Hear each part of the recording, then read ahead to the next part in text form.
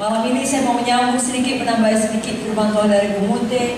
Mari kita semua punya visi yang besar. Amin. Tadi Bu Mute mengatakan sebagai anak-anak Tuhan kita harus memiliki juga anak-anak rohani. Nyalakan terus api penginjilan. Amin. Itu dimulai dari visi kita. Kita dapat melihat bahwasanya sidang saudara ini berganda. Amin. Sidang saudara berganda. Dalam pernikahan saudara mampu bersaksi dan mampu memenangkan jiwa. Bisa memiliki murid. Apalagi besok kita akan KKR. Saudara visikan dulu saudara berhasil membawa jiwa. Dan demikian prinsipnya sama untuk setiap aspek kehidupan saudara. Miliki visi yang besar daripada Tuhan. Amin. Saudaraku, kalau namanya visi yang besar daripada Tuhan, kita tidak memikirkannya atau menginginkannya berdasarkan dengan sumber daya yang kita miliki. Kalau kita mampu melakukannya, tidak perlu iman, tidak perlu visi dari Tuhan. Justru karena kita tahu kita tidak mampu melakukannya, kita perlu kuasa Tuhan yang supranatural. Ada sebuah kisah di Alkitab pada malam ini yang hendak saya bagikan kepada kita, mengenai seorang pemuda yang diberikan Tuhan mimpi yang besar. Kalau dalam perjanjian lama kita sebut mimpi, kalau kita sekarang kita sebut visi. Amin, saudara. Nama pemuda ini adalah Yusuf. Pada suatu hari Yusuf bermimpi. Saya bacakan dari Kejadian 37 ayat yang ke-5 sampai ayat yang ke-10. Bermimpilah Yusuf, mimpinya itu diceritakannya kepada saudara-saudaranya. Sebab itulah mereka lebih benci lagi kepadanya. Karena katanya kepada mereka, coba dengarkan mimpi yang kumimpikan ini. Tampak kita sedang di ladang mengikat berkas-berkas gandum, lalu bangkitlah berkasku dan tegak berdiri. Kemudian datanglah berkas-berkas kamu sekalian mengelilingi dan sujud menyembah kepada berkasku itu. Lalu saudara-saudara berkata kepadanya, apakah kau ingin menjadi raja atas kami? Apakah engkau ingin berkuasa atas kami? Jadi makin bencilah mereka kepadanya karena mimpinya dan karena perkataannya itu. Lalu ia memimpikan pula mimpi yang lain yang diceritakannya kepada saudara-saudaranya. Katanya, aku bermimpi pula, tampak matahari, bulan, dan 11 bintang sujud menyembah kepadaku. Setelah hal ini diceritakannya kepada ayah dan saudara-saudaranya, maka ia ditegur oleh ayahnya. Mimpi apa mimpimu itu? Masakan aku dan ibumu serta saudara-saudaramu sujud menyembah kepadamu sampai ke tanah? Maka iri hatilah saudara-saudaranya kepadanya, tapi ayahnya menyimpan hal itu dalam hatinya. Saudaraku, sebenarnya mimpi Yusuf ini bukan berasal dari dirinya sendiri, Tuhan yang memberikan kepadanya. Jadi begitu juga dengan saudara. Kalau Tuhan telah memberikan satu visi yang besar dalam hati saudara, tetap pegang teguh visi itu. Jangan heran kalau orang lain tidak mengerti, karena Tuhan tidak memberikan visi itu kepada mereka. Dia berikan kepada hati saudara. Jadi kalau ada orang justru iri kepada saudara, bahkan mengkritik saudara, melawan saudara, sama seperti yang dialami Yusuf, tetap maju. Amen. Tetap pegang teguh visi Tuhan.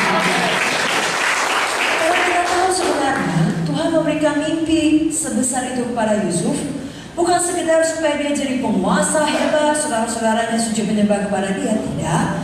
Ada maksud Tuhan di balik mimpi yang besar itu. Supaya dengan Yusuf menjadi penguasa, dia dapat menyelamatkan umat Tuhan dari kelaparan pada masa itu. Bahkan menyelamatkan seluruh dunia dari kelaparan pada masa itu. Demikian juga Tuhan punya maksud yang besar, panggilan yang besar bagi saudara. Amin. Ada orang-orang yang perlu saudara selamatkan. Amin.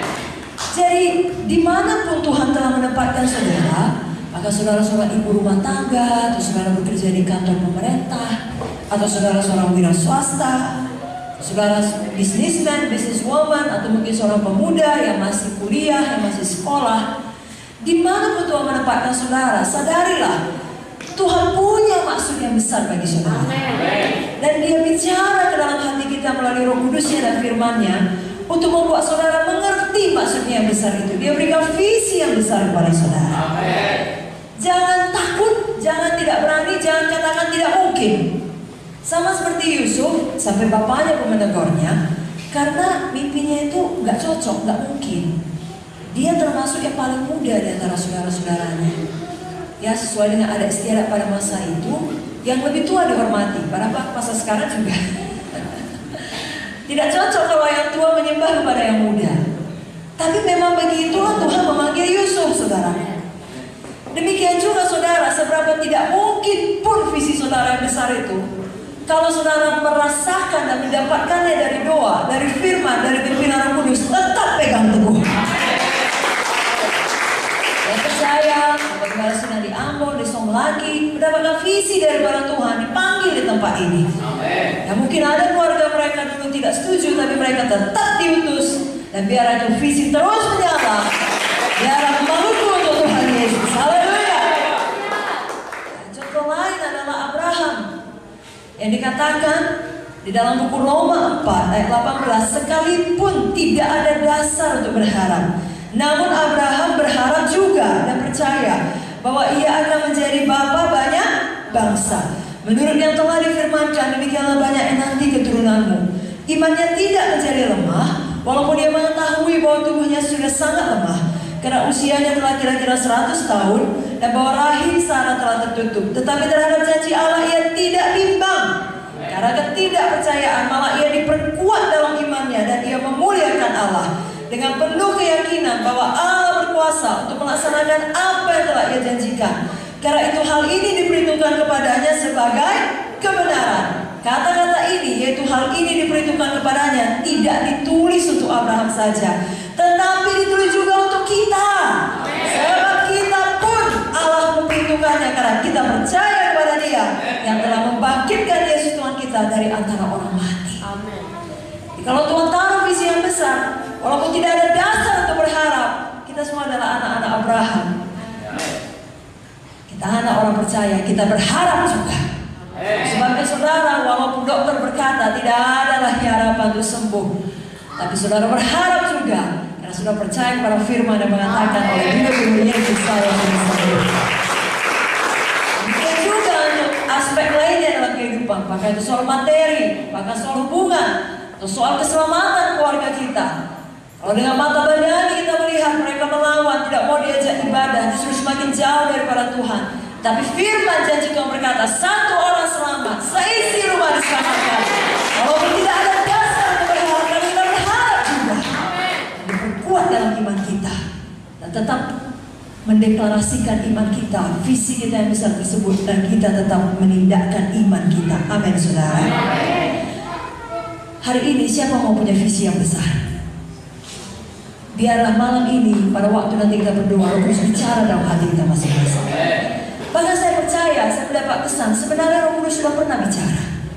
Tapi mungkin karena dengan berlalunya waktu dan kita lihat tidak jadi visi yang besar itu, kita redum, kita simpan.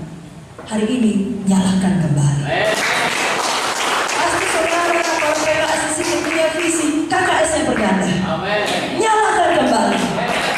Kalau yang punya orang tua, anak-anak, atau keluarga belum selamat, pasti punya visi mereka selamat. Bahkan sama-sama beribadah, sama